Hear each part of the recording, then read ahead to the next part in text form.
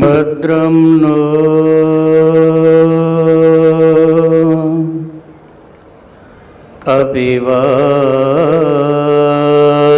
अभिवात्तयमनः ॐ शान्तिः शान्तिः शान्तिः।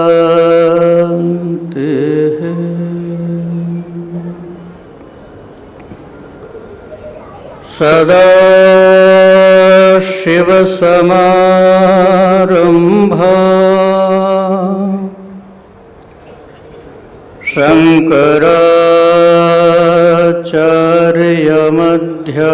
शङ्कराचार्यमध्यमाम् अस्मदाचार्यपर्यन्ताम्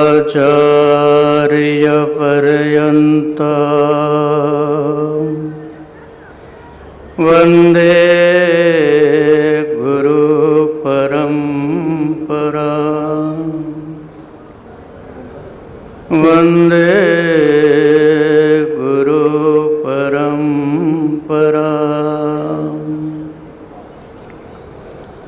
ॐ शान्तिः शान्तिः शान्तिः।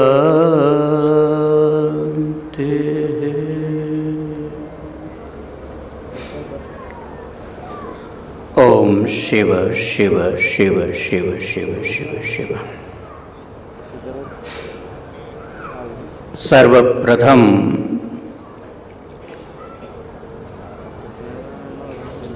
शिवावतारी अस्य संप्रदायस्य संस्थापक महागुरवः सिद्धारूढ़ स्वामिनः श्रीचरणेषु भक्तिपूर्ण कोटिशः वंदनानि। अस्य कार्यक्रमस्य प्राणभूताः शिवद्वैतभूषण वेदान्तवागीशः गीतोत्तमः वेदान्ताचार्यादि नानाविध पदवीभिः अलङ्कृतः अस्य कार्यक्रमस्य प्राणभूतः अस्माकं सर्वेषां श्रद्धास्पदः श्रोत्रिय ब्रह्मनिष्ठ ब्रह्मविदां वरिष्ठः श्रीमत् स्वामी शिवकुमार महास्वामी महाभागः तेषां श्रीचरणेषु कोटिशः वन्दनानि। वयोवृद्धः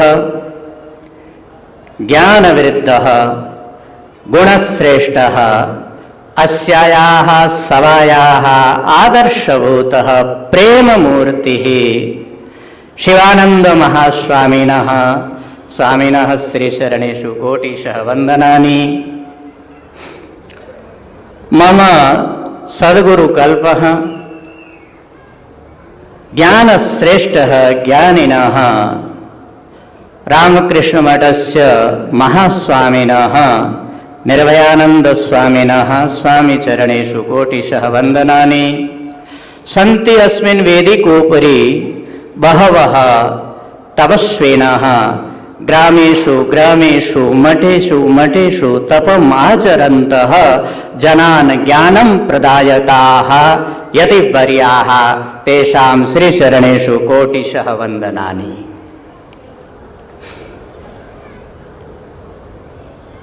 भगवत् भक्ताः भक्तिमयी ज्ञानमयी मातृमंडली,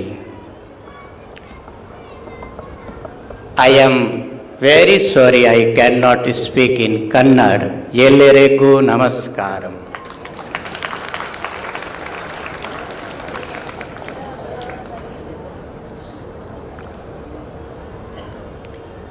My heart is full with emotions.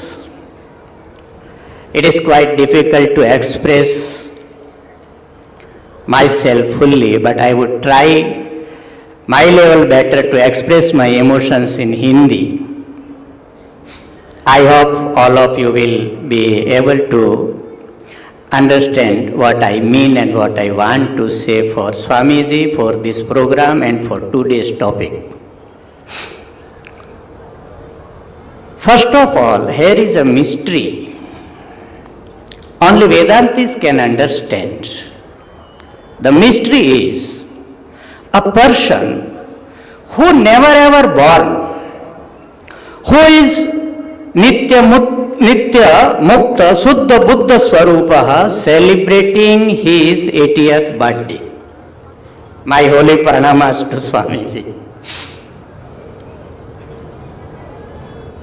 जब मैं हमारे अत्यंत आदरणीय सतीश महाराज और शंकर महाराज उनके अत्यंत आग्रहपूर्ण निमंत्रण से इस पवित्र मठ में जब मैं आया कल, एक शब्द तब से लेकर अब तक मेरे दिमाग में घूम रहा है, वो शब्द है गुम्फा। उसका लिटरली मीनिंग है एक कुटीर, अ हट। एक गुम्फा यदि 100 एकड़ की लंबी हो सकती है, उसकी ब्रांचेज यदि कई स्टेट्स में हो सकती है, उसके सदस्य यदि लाखों लाखों हो सकते हैं, यदि एक पैलेस होता तो कितना बड़ा होता, शायद तीनों लोक में फैल जाता। The second word strike in my mind is Appaji. Literally it means only father, but emotionally it is bit more than a father. Appa means not only father. When Satish Maharaj, when Anya all sadhakas called to Swamiji's Appaji, means full with heart, emotion and Shraddha, Bhakti. Guru means all of our protective force. My very humble namaskar to Appaji. To become a guru, one must have to be a Appaji. One have to be a protective force. आज का जो विषय है, कन्नड़ में विषय है उत्तमर संग। श्रेष्ठ प्राणी का संग, श्रेष्ठ आदमी का, श्रेष्ठ व्यक्तित्व का संग। हिंदी में मेरे जैसे हिंदी भाषी लोगों के लिए उसको थोड़ा ट्रांसलेट करके त्रिजगती सज्जन संगति रेखा भवति भवार्णवे तरणे नौका। आचार्य शंकर की बहुत प्रसिद्ध उक्ति है। जब मैं इस विषय पर विचार कर रहा था, सज्जन पुरुषों का संग भव सागर से तरने के लिए, भव सागर से पार उतरने के लिए नौका है। तो मेरे मन में एक सहज विचार आया, एक प्रश्न आया, जो हमारी सहज स्थिति है, जो हमारा सहज आकर्षण है, जिसको हम बहुत चाहते हैं, वो है संग, वो है attachment. So what is mistake, what is problem with attachment? संग में दोष क्या है? मुझे गीता जी का एक श्लोक याद आया। आप सब महापुरुष जानते होंगे, श्री प्रज्ञ प्रकरण में आया है, संग की समस्या क्या है, संग का दोष क्या है, संग से साधक का नुकसान क्या होता है। ध्यायतो विषयान पुंस संगस्तेषुपजायते संगात् संजायते कामः कामात् क्रोधो विजायते क्रोधात् भवति सम्मोह सम्मोहात् स्मृति विभ्रंशः करते करते बुद्धि नाशात् प्रणश्यति।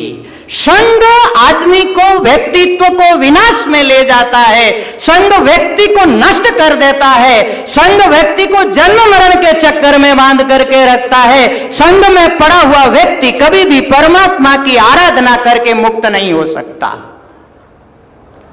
करना क्या चाहिए? मां मदालसा ने अपने सबसे छोटे पुत्र को अंतिम उपदेश के रूप में एक श्लोक लिख करके दिया था। ये कहा था कि जब तुम्हारे जीवन में महान संकट उपस्थित हो, जब तुम्हें अपने जीवन के लिए और कहीं से ज्योति प्राप्त नहीं हो रही हो, जब तुमको लग रहा हो कि सारे रास्ते बंद हो गए हैं, तब तुम इस चीट को, इस पत्र को खोल करके पढ़ना, उसमें तुम्हारे लिए कुछ मार्गदर्शन अवश्य ही लिखा होगा।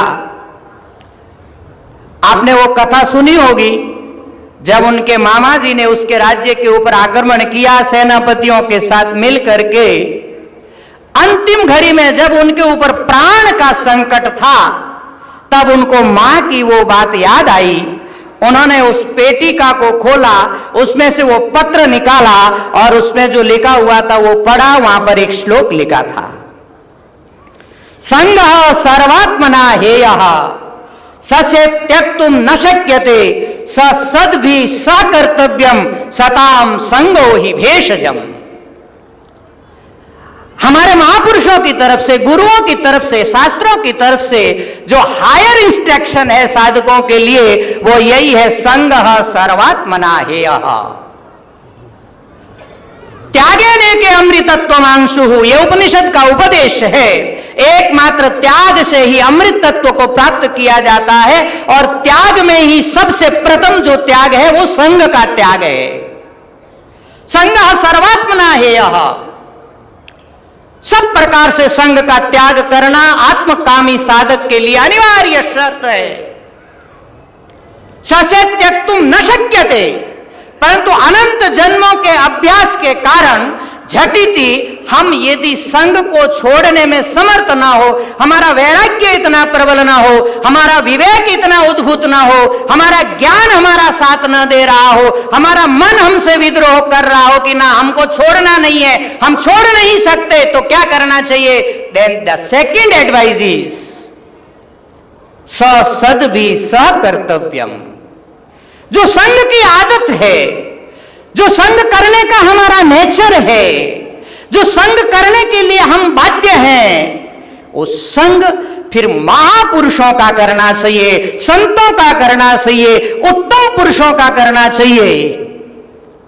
कहा कि संग तो आखिर संग है, किसी का भी करो, संसार का करो तो भी संग, महापुरुषों का करो तो भी संग, आखिर संग संग ही है, तो फर्क क्या पड़ेगा? कहा कि बहुत फर्क पड़ेगा। एक पतन की तरफ ले जाता है, एक परमात्मा की तरफ ले जाता है। सताम संगो हि भेषजम। महापुरुषों का जो संग है, सत्पुरुषों का जो संग है, वो भेषज है, वो मेडिसिन है, वो औषध है। जो संग का रोग हमको लगा हुआ है, उस संग के रोग को सदा सदा के लिए मिटाने के लिए महापुरुषों का संग भेषज है, औषध है, मेडिसिन है। संग का पर्यवसान विनाश में होता है, आपने गीता जी से देखा। सत्संग का पर्यवसान मोक्ष में होता है। ये मुझे आचार्य शंकर का उसी स्तोत्र का एक श्लोक याद आ रहा है, सत्संगत्वे निश्चंगत्वम निश्चंगत्वे निर्मोहत्वम निर्मोहत्वे निश्चल तत्वम निश्चल तत्वे जीवन मुक्ति भज गोविंदम गोविंदम भज मूढ़मते। सत्संगत का साधक के जीवन में जो प्रथम प्रभाव आता है वो है निसंगता, डिटैचमेंट। आप वर्षों दर वर्षों सत्संग कर रहे हैं, निरंतर गुरु जी के आश्रम में जाते हैं, स्वाध्याय कर रहे हैं, परंतु आपका अटैचमेंट यदि खत्म नहीं हो रहा है, बढ़ रहा है, it means there is something seriously wrong with you. सत्संग यदि ओरिजिनली हो रही है, यदि सत्संग आपके जीवन में काम कर रही है, तो निसंगता आना यह सत्संग का प्रथम स्टेज है। सत्संगत्वे निश्चंगत्वम निश्चंगत्वे निर्मोहत्वम। और जब आपके मन में निसंगता आती है, असंगता आती है, तो जो मोह है, जो आसक्ति है, वो धीरे धीरे छटने लगती है। निर्मोहत्वे निश्चलितत्वम। और जब निर्मोह आता है जीवन में, तो जो निश्चल तत्व है, जो अचल तत्व है, जो मन वांग से परे है, अवांग मनसा गोचर जो अतीन्द्रिय तत्व है, जो आपका अपना निज स्वरूप है, जिसके लिए गीता जी में बताया न जायते म्रियते वा कदाचिन नायम भूत्वा भवितावान भूयः अजो नित्य शाश्वतो यम पुराणो न हन्यते, हन्य माने शरीरे।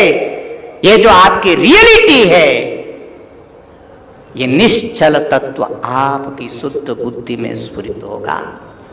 आपको एक दिन ये बोध होगा, अहम ब्रह्मास्मि, मैं ब्रह्म हूं, इस जगत का अभिन्न निमित्त कारण हूं, अभिन्न निमित्त उपादान कारण हूं।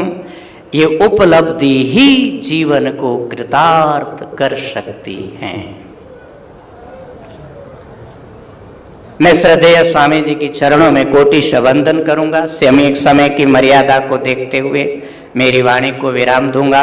उससे पहले मुझे जो एक चीज यहाँ आकर के बहुत अच्छी लगी, वो मेरी भावना बता करके मैं मेरी वाणी को विराम दूंगा। मेरे परम गुरुदेव ने एक बार गुरुदेव को ये कहा था, मेरे परम गुरुदेव हमारे परमार्थ साधक संघ आश्रम के संस्थापक थे। उन्होंने अपने जीवन काल में इंडिया और एब्रॉड में 12-13 ब्रांचेस बनाई। एक दिन सामान्य वार्तालाप करते हुए गुरुदेव को कहा कि प्रणव, मैंने ये एक फाउंडेशन बना के दिया है, तुम चाहो तो अब इसको 100 ब्रांचेस में कन्वर्ट कर सकते हो, इसका जितना चाहो उतना विस्तार कर सकते हो। मेरे गुरुदेव ने जो बहुत विनम्रता से उनको उत्तर दिया, वो उत्तर मेरे हृदय को हमेशा स्पर्श करता है। उन्होंने कहा कि गुरुदेव, आपने 10-12 ब्रांचेस बना दी, मैं समझता हूं कि इतना विस्तार बहुत है। मैं मेरे संपूर्ण जीवन को लगा करके इस 10-12 ब्रांच के लिए यदि 10-12 अच्छे साधक जीवन में तैयार कर पाया, तो मैं समझूंगा कि मेरा जीवन सफल हो गया। ये मेरे लिए बड़ी उपलब्धि होगी। स्वामी जी ने बहुत ब्रांचेज बनाई, परंतु उसमें मुझे उतना आकर्षण नहीं है जितना आकर्षण है स्वामी जी के पास। एक सिद्धि है, एक चमत्कार है, एक कला है। ये कैसे साधकों को समाज से खोज करके लाते हैं। जब मैं उनके साधकों के विषय में देखता हूं, कोई एमटेक है, कोई एमबीए है, कोई एमबीबीएस है, कोई इंजीनियर है, और ये सब आधुनिक शिक्षा से दीक्षित जो साधक आज समाज के लिए तैयार हो रहे हैं, वो केवल एक स्वामी जी की संपत्ति नहीं है, ये एक मठ की संपत्ति नहीं है। ये बिल्डिंग्स, ये जगह, ये मठ, ये तो हो सकता है किसी पार्टिकुलर ट्रस्ट का एसेट हो, बट ये साधक जो युवा हैं, जो विद्वान हैं, जो एनर्जेटिक है, ये केवल इस संस्था के नहीं है। They belongs to us, they belongs to you, they belongs to nation, they belongs to universe, they are national asset. ये जो स्वामी जी एक महान कार्य कर रहे हैं, उनकी सन्निधि में एक साधकों की विशेष टोली तैयार हो रही है। स्वामी जी की इस तपस्या को मैं पुनः पुनः प्रणाम करता हूं। स्वामी जी के लिए मैं भगवान से, मैं तो बहुत छोटा साधक हूं, वो महान तपस्वी हैं, मैं उनके लिए क्या मांग सकता हूं। मैं ईश्वर से केवल यही प्रार्थना करता हूं, इनका ये भौतिक विग्रह हमेशा स्वच्छ रहे, उनके इस ज्ञान ज्योति से, ज्ञान आलोक से ये समाज, ये भारत की जनता आलोकित होती रहे, और साधकों की ऐसी मंडली उनके चरणों में बैठ करके तैयार होती रहे, वेदांत का अमृत पीती रहे। इसी प्रार्थना के साथ मैं मेरी वाणी को विराम देता हूँ। हरि ओम तत्सत, हरि ओम तत्सत, हरि ओम तत्सत। ओम।